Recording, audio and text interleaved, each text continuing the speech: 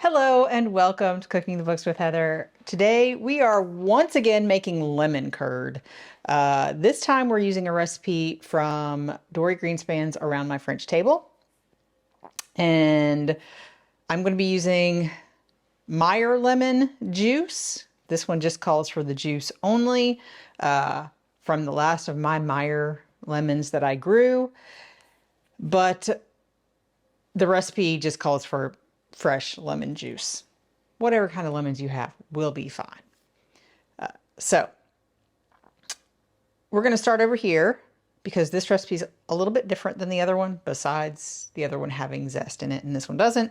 We have the measured sugar, just plain white sugar, in my pan in a medium heavy bottom saucepan. So this is a nice, I like the saucier because the whisk gets into the edges really well. There are no edges. It sort of matches. I'm going to crack my eggs into the pot. See that? There we go. And again, this one uses just whole eggs, so that's great. But now, because I was messy, I need to go wash my hands. So I'm just supposed to mix these up in the pan. So I'm going to do that. We're just going for until blended. So that looks good to me. Next, we're adding a little bit of light corn syrup.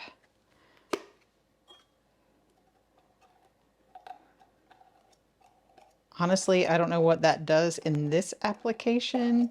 I know that it can help your caramel not seize up, but we're not making caramel, so I don't know if it helps the texture or what here. There we go. And now we're going to add our lemon juice. Again, this is my Meyer lemon juice. I'm just going to whisk that together. Try not to get it out of my pot. There we go. You'll remember the other recipe, we melted the butter and heated everything up and then tempered our eggs. This one, we just put everything in the pot, mix it up, and then we're going to just cook it all together. So now we just drop in our butter that has been cut into chunks. Mine are approximately 1 tablespoon.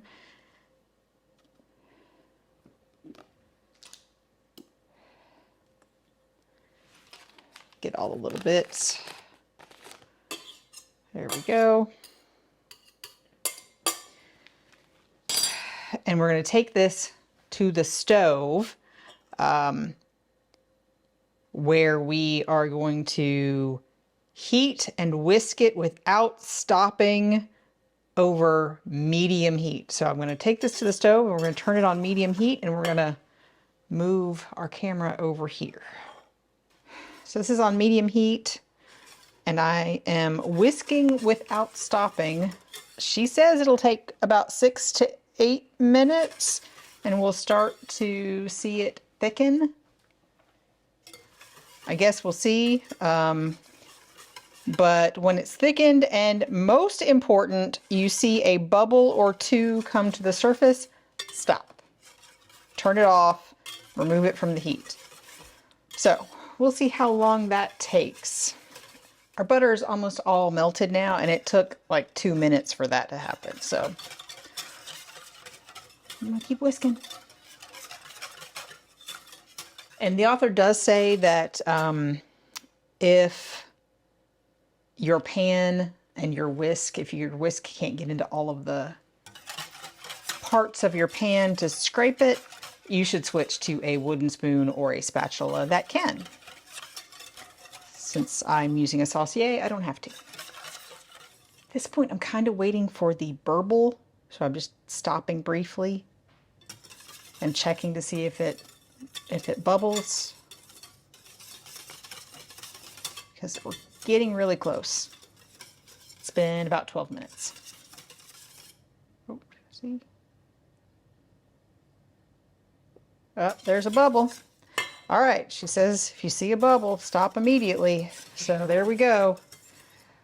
So that took 13-ish minutes. It is not super thick, but she says it would not be very thick. So I am going to get a heat-proof bowl to put this in. Again, hoping it all fits into one of my glass bowls. We'll see. I'm going to put it in the bowl, put a piece of plastic wrap on top, just like we did before. Let it cool to room temperature, and then put it in the refrigerator until we're ready to use it. So we will be back to show you what we use this for and let you know what we think in just a minute.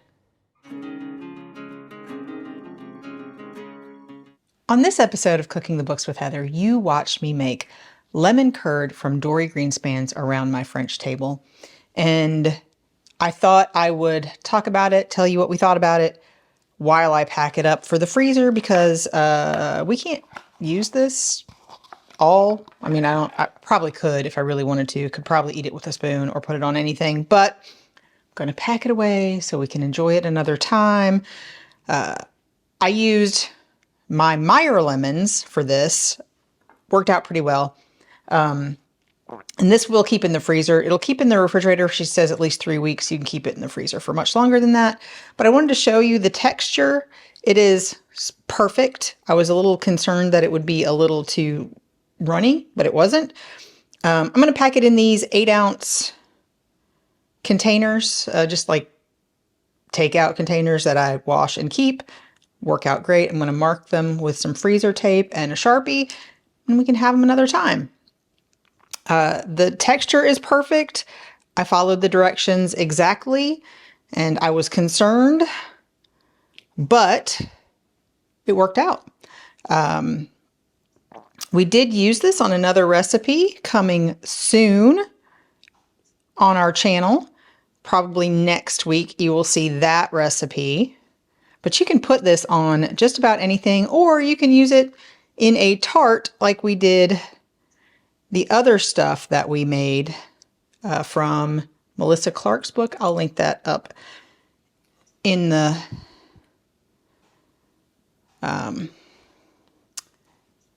up there, you know, in the info boxes. So you could use it for anything, or you can just put it on whatever you'd like. Everybody loved it. It was great. We didn't use the zest for this. You could, and then you would probably want to strain that out before you know, right after you take it off the stove, like we did with the other one, but it worked out. I think I might end up just combining this into 2. I thought I had more than I do. I thought we would fill up all of them. So that's my bad. So we'll have enough for a couple more uses later, and I'll let you know what we did with it. But I thought it was pretty easy. This was, I don't know, about the same, maybe a little bit easier. I think it was a little bit easier than the other one, because the other one we had to like temper the eggs. We didn't even have to do any of that with this recipe. So I would definitely use this recipe again for sure. Okay. There we go. All packed up. I'll mark them and put them in the freezer for another use. So if you've enjoyed watching me make this, please give me a thumbs up, hit the subscribe button, and come back and watch how we use this next week.